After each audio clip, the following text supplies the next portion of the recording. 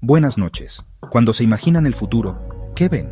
¿Carros voladores, ciudades relucientes o algo más incierto? Esa incertidumbre nos conecta a todos, sin importar dónde vivamos.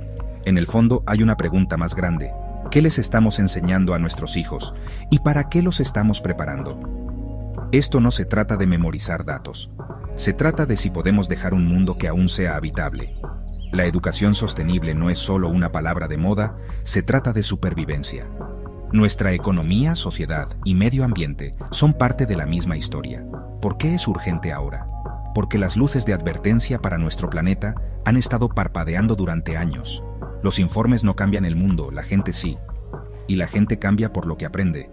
Estamos en una encrucijada. Un camino es más de lo mismo, el otro es más difícil, pero necesario. Esto no es una conferencia, es una conversación. Veremos las raíces de la educación sostenible, los desafíos de hoy y el futuro. Esto es más que escuelas, se trata de nuestro lugar en el mundo. Así que, hablemos. Para saber a dónde vamos, necesitamos saber de dónde venimos. La educación sostenible no comenzó en salas de conferencias, comenzó en las luchas de personas reales. Cuando las comunidades amazónicas luchan por sus ríos, eso es una lección de ecología, justicia y supervivencia. A estos no se les llamaba proyectos de sostenibilidad, se les llamaba vida. Agricultores, trabajadores y comunidades fueron los primeros maestros de la sostenibilidad, viviendo la conexión entre las personas y la tierra. Esto fue una rebelión desde abajo, cuestionando lo que realmente significa el progreso. Aprendieron a organizarse, documentar y contar sus propias historias. Educación como liberación, no conformidad. El ADN de la educación sostenible es político, nacido del conflicto y la necesidad de defender la vida. Si olvidamos estos orígenes, corremos el riesgo de convertir un rugido de rebelión en un susurro educado. La educación sostenible debe seguir siendo una fuerza de transformación, no solo una casilla más para marcar. Su poder reside en sus raíces, en la lucha, en la comunidad, en la esperanza. Recordemos dónde comenzó y no traicionemos su esencia. Cada movimiento tiene sus pensadores. En América Latina, Paulo Freire veía a los estudiantes como co-creadores de conocimiento, no como recipientes vacíos.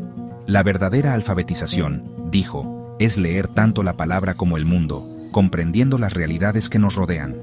Enrique Leff añadió la capa ecológica, argumentando que la crisis ambiental es una crisis de civilización, no solo de tecnología. Pidió una nueva forma de pensar que unifique naturaleza y cultura. Catherine Walsh impulsó la descolonización de la educación, desafiando el dominio del conocimiento occidental y abriendo espacio para la sabiduría indígena y afrodescendiente. Estos pensadores dieron fuerza a los movimientos sociales, construyendo una educación crítica, política y arraigada en la realidad. Nos enseñaron que la justicia social y ambiental son inseparables. Su lección, la transformación, comienza cuestionando, conectando e incluyendo todas las voces. Esa es la base sobre la que nos sostenemos.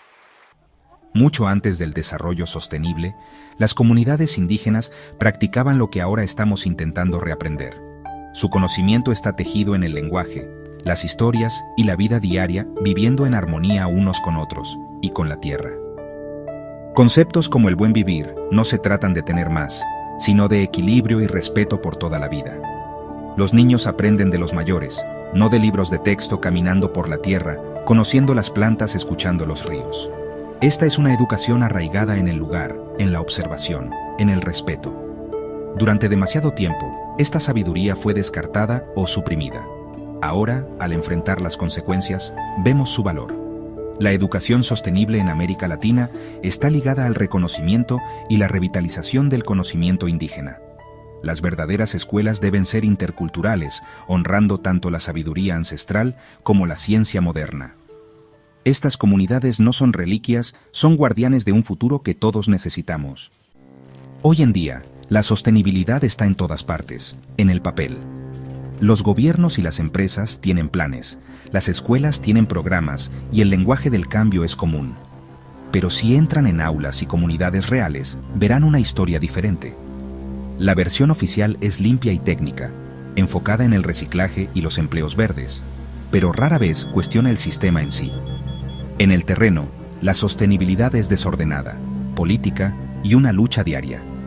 Las comunidades luchan por el agua, la comida y la tierra, mientras que el discurso oficial a menudo se apropia de su lenguaje, pero lo vacía de significado. La brecha entre la retórica y la realidad es peligrosa, crea la ilusión de progreso mientras los problemas reales persisten. El verdadero cambio significa más que etiquetas verdes. Significa desafiar las raíces de la desigualdad y la explotación. No podemos conformarnos con reorganizar los muebles de un barco que se hunde. Necesitamos cambiar de rumbo. Hay demasiado en juego para menos. ¿Quién define la sostenibilidad? Con demasiada frecuencia, son forasteros los que imponen soluciones que no se ajustan a las realidades locales.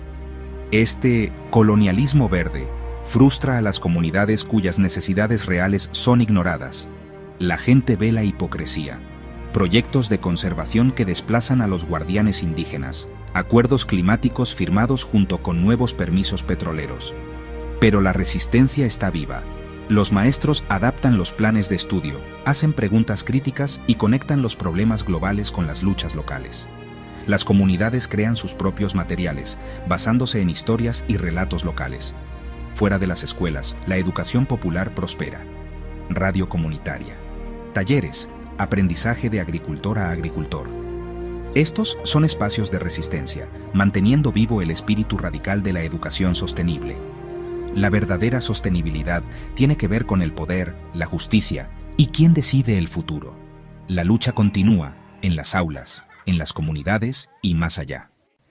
Si el presente es un campo de batalla de ideas, ¿qué sigue? Primero, necesitamos una educación ecosocial que rompa los muros entre las ciencias naturales y sociales, conectando los ríos con la historia, el derecho y la cultura. El cambio climático no es solo sobre dióxido de carbono, es sobre colonialismo, desigualdad y poder. Segundo, la tecnología debe usarse de manera crítica y ética, democratizando el conocimiento, no concentrándolo. Enseñen a los estudiantes a cuestionar quién diseña la tecnología y a qué intereses sirve. Tercero, profundicen las pedagogías decoloniales. Pongan el conocimiento marginado en el centro, creen espacios verdaderamente interculturales. Cuestionen el desarrollo. ¿Para quién? ¿A qué costo? Fomenten la humildad y celebren las diversas formas de conocer. El futuro de la educación es sobre conexión, justicia y transformación. Hemos visto cómo la educación sostenible nació de la lucha, fue moldeada por visionarios y se mantuvo viva gracias a la resistencia cotidiana. El cambio real no viene de decretos, viene de la gente. Los problemas son grandes, pero las pequeñas acciones importan.